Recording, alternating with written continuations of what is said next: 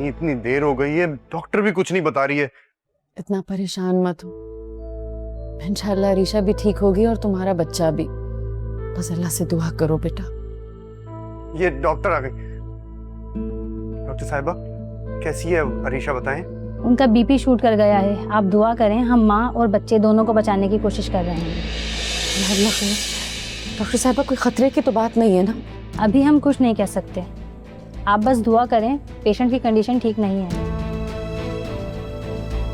या अल्लाह खैर।